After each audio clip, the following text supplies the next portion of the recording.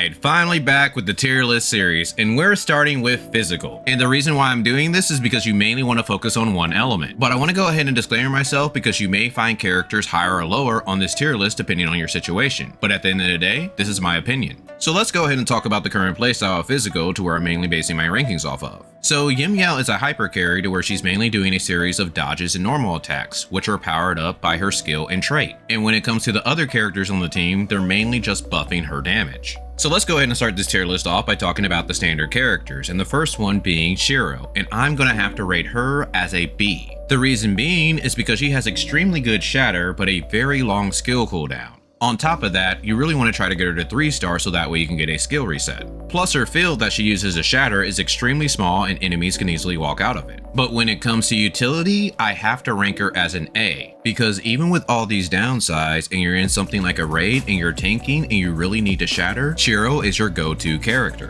Which brings us to her matrices, to where her 2-piece increases both your damage and shatter as long as the target's health is above 50%. When it comes to DPS matrices, these are usually the ones that you're going to start out with, which are usually only beaten out by either Scylla or Lyra matrices, or maybe even Crow if you have over 75% crit rate. And when it comes to shatter matrices, these are usually your go-to matrices combined with Scylla matrices. Her 4-piece grants a damage buff for a short period of time, but these are usually beat out by most other 4-pieces. On top of that, these matrices are actually fairly easy to get. You can get them from your Wanderer's Log, your Suppressor, Rolling, Bosses, and Artificial Island. But in Artificial Island, I will warn you that you might want to try to go for matrices like Coco, Zero, or even Samir, because you're most likely going to be using these in the end game. But due to all of this, I'm going to go ahead and rate these matrices as an A. So now let's go ahead and talk about Claudia, and I'm going to go ahead and rate her as an A. She is one of the best free-to-play buffers in the game. Her 1-star rivals A6 Tsubasa, and her 5-star makes her even better. And when it comes to utility, I have to rate her as an A because if you're able to get her macro to work, you're able to easily fly across the area. Bringing us to her matrices, where her 2-piece allows you to do more damage in the air, and her 4-piece lowers the skill cooldowns and greatly increases the discharge damage of all the weapons. These are great for your quick swap teams that want to cast their skills and do discharges, but sadly most teams in the game focus on hyper carries, so these aren't as strong as they used to be. So I have to rate these as a B. Which brings us to Lyra, to where she can be either a main DPS or a healer. So as a main DPS, I'm going to have to rank her as a D. But when it comes to healing, Lyra is an S tier. Lyra at 0-star gives her teammate shields and more HP once she's in benediction mode and she casts her skill. But when she's at 1-star, she's able to proc this with any weapon skill or discharge you have on your team. And at 3-star, she's able to give a final damage buff to her teammates. And at 5-star, you can prevent teammates from dying 1 time. And 6-star increases the healing your teammates receive. Your usual healing team consists of Fiona, Lyra, Brevi, or either Coco or Zero, depending on the situation.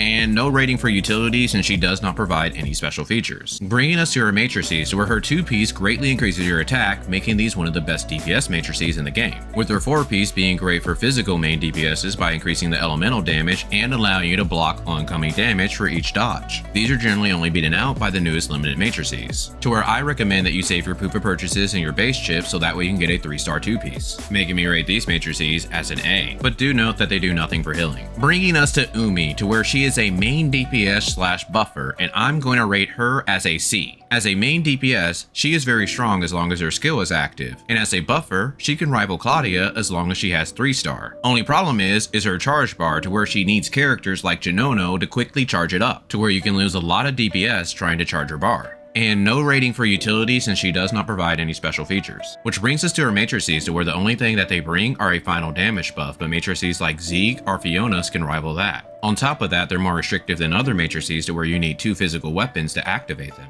So due to that, I'm going to rate these matrices as a D. Which brings us to Gnonno, and I'm going to rate her as a B. She can be either a main DPS or support, and she is a great support due to all the passive damage that she brings to the team. And all you really need to fully activate her kit is 1-star, with her other stars increasing the damage for herself and her team. This character would be rated higher if not for Armor Dissolve, which new characters are getting, which removes the Grievous effect from targets, lowering Gnonno's DPS. But when it comes to utility, she is an S, especially for tanks when they need to shatter a target shield, to where she allows them to stay on their main tank weapons because she can provide shatter off-field. Which brings us to her matrices, which are really powerful because they provide a lot of elemental damage and they're less restrictive than Umi's, to where you only need 1 physical weapon to activate the full effect. I would have rated these an A if not for Lyra matrices. which almost match the elemental damage that Gnonno matrices provide, on top of providing other benefits. So sadly, I have to rate these matrices as a B. Which brings us to Zeke, and I have to rate him as an A, to where he can either be a main DPS or support, to where as a main DPS the only characters that he loses to is either Nan Yin or Yan Miao. But his supporting capabilities are amazing due to the fact that his skill increases the physical and flame attack, and it also provides Serpent Chain, which increases the main solid weapon's damage by 30%, and this is further increased if you get him to 6-star. But when it comes to utility, I have to rate him as an S due to the fact that you can instantly execute mobs even if you have one copy on your account. Which brings us to his matrices, which are really powerful, with his 2-piece increasing your physical and flame attack as long as you have one physical weapon on the team, and his 4-piece increasing your final damage and also increasing your physical and flame attack as long as he's on the team. With these matrices only really being beaten out by Nan Yin's and Yan Miao's. So I have to rate these matrices as an A. Which brings us to Yan Miao, and I have to rate her as an S, to where she can either be a main DPS or support. And as a main DPS, she is the strongest for physical right now. And since we know that the newest physical character, Asuka, is going to be a support, she is not going anywhere anytime soon. And when it comes to supporting, so far no new characters can really take advantage of her skill to where you need to constantly dodge so that we can really get those buffs. But her as the main DPS, you can take full advantage of her trait to where it increases her normal attacks. On top of that, her playstyle is mainly dodging and doing normal attacks. But there are some downsides. You do need to at least get 1 star so that way you can fully turn on her kit. On top of that, her meta team consisting of Nan Yin, Zeke, and herself does not have any healing in it, so you could end up dying depending on the content unless you get 5-star. But one thing to note is that the next physical unit, Asuka, provides a big shield even at 0-star, which should allow you to have a lower starred Yan Miao. And when it comes to utility, I have to rate her as an S because she allows you to fly very far distances even if you only have 1 copy of her in the game. On top of that, no macro is required. Which brings us to her matrices, to where her 2-piece greatly increases your physical and flame attack, and her 4-piece greatly increases your elemental damage, which is further increased as long as she's on the team. So due to that, I have to rate these as an S. So now let's talk about the buffing element altered, starting with Lyn, and I have to rate her as a D. So as I said, she is a buffer, but she doesn't provide much for the physical team.